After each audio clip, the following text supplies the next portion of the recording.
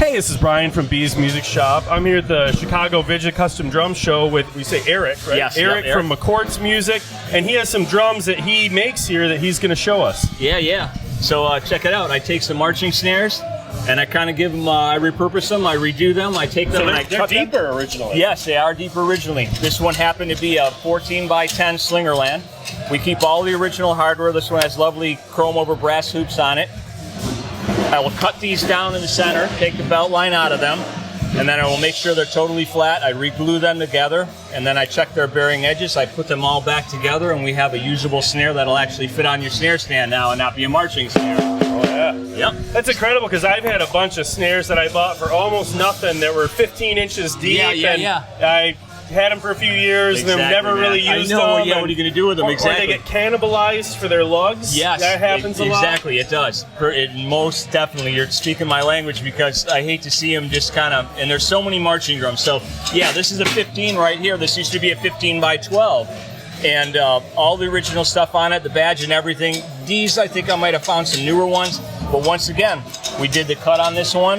We took out the midsection right there. We made sure the bearing edges were good. I kind of did a little bit of work on the snare beds on it, and we've repurposed this guy into this lovely 15 by, this is about 4 7/8 if you want to split hairs, right? Yeah, because it might be drift a little, right? Yeah, right on. Yeah, it had to come in that way. When I walked up on these, I thought you just refinished them or something from looking at them, because that's not a vintage, No, it's not. I got this tape, sparkle tape. I ordered that up, and I put them in there. I try to find some nice contrast.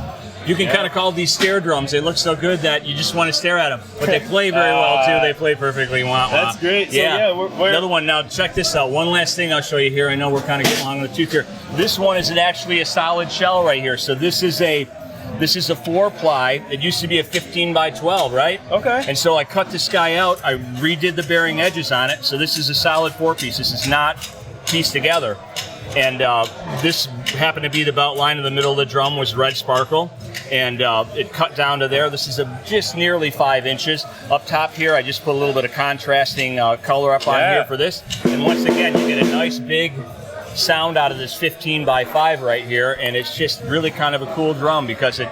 Yeah, what's that, like late 70s? Yep, this is the late 70s right here. Yep, this is a 6-digit. This is about early mid 70s, I'd say. You're better than me. I have to look them up every time. I know. I have to look them up too. I got them on my phone too. I know. I used to have them memorized, but yeah. So that's what we do here. These drums just need to be played again and get in other people's hands, and yeah, get them out there and people can enjoy them again. But once again, like you said, you get these big marching drums and they're great, and you have them and you think, God, well, I could use them for parts and that. But these guys, we keep them all together, man. Yeah. You're going to go and you can play them and all that. It's so cool to just see somebody doing that with them. That's something I would have, like I say, I've had a lot of those old marching drums, and I never was this inventive to actually come up with a thing for them. So.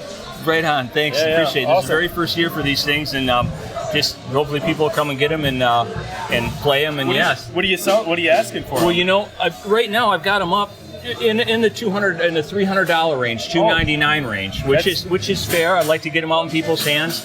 It's a labor of love, I put a lot into them, but it's good to get them out there. And some people were worried about the shells would be dead, so to speak, by cutting them. No, once I cut them and put them all together, and then you tap them, they still have beautiful tone to them too. That was they're all glued together to begin with, the original shells. So yeah, thank you. There's as much glue in them sometimes as wood. You got it exactly, and so.